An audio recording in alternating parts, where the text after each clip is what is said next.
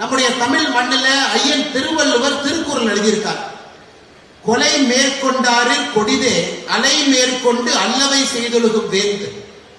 ஒரு அரசனை பொறுத்தவரை, ஒரு கிங், ஒரு ராஜா, அரசனை பொறுத்தவரை அரசன் கொடுமை செய்வது, அரசன் இருக்கக்கூடிய சட்டத்தை தவறாக பயன்படுத்துவது. ஒரு அரசன் கொடுமை செய்வது, அரசன் ஒரு சட்டத்தை தவறாக பயன்படுத்துவது அரசனுக்கு கீழே இருக்கக்கூடிய கொலைகாரனை விட ஒரு பெரிய பாவம் அரசன் சம்பாதிப்பான் என்று திருவள்ளுவர் சொல்றார். 2018-19 திரு விஜயன் அவர்கள் கேரள மாநிலத்துல பந்தளத்துல இந்த பகுதியில அவர் நடந்து கொண்ட விதம் எது, அவர் மக்களை நடத்திய விதம் என்ன, கையில் ஆட்சி அதிகாரம் இருக்கிறது என்கின்ற ஒற்றை காரணத்திற்காக லட்சக்கணக்கான ஐயப்ப பக்தர்களுக்கு எவ்வளவு பிரச்சனை அவர் உருவாக்கினார். அதனால் இது யாருக்கு பொருந்ததோ இல்லையோ திரு விஜயன் அவர்களுக்கு பொருந்தும். கொலை மேற்கொண்டாரின் கொடிதே அலை மேற்கொண்டு அல்லவை செய்தொழுகும் வேந்து. அரசன் செய்யக்கூடிய தவறுகளை விஜயன் அவர்கள் 2018-19 செஞ்சிருக்கிறாங்க. அதனால தயவு செஞ்சு பகவத்கீதை பாடத்தை எங்களுக்கு எடுக்காதீங்க.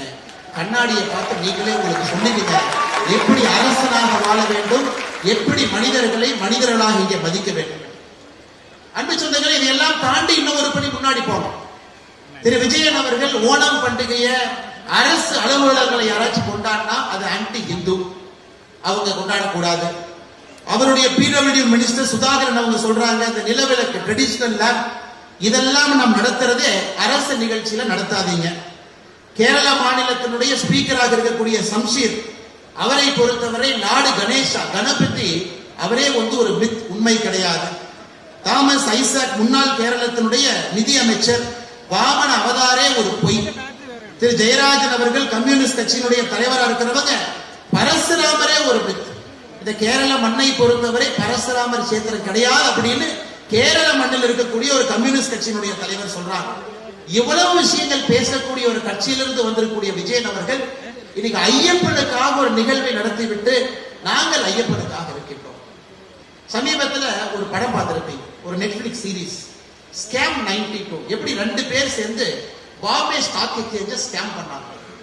இன்னைக்கு இந்தியாவில் 2 பேர் அது மாதிரி செய்யறாங்கன்னா ஒன்னு ஸ்டாலின் அவர்கள், இன்னொன்று விஜயன் அவர்கள். ஏன் நான் சொல்றேன், தமிழகத்துல நம்முடைய தமிழ்நாட்டில் இந்து கோவில்களை TNHRNC நிர்வாகம் செய்யறாங்க, ஒரு அரசு நிர்வாகம் செய்யறாங்க.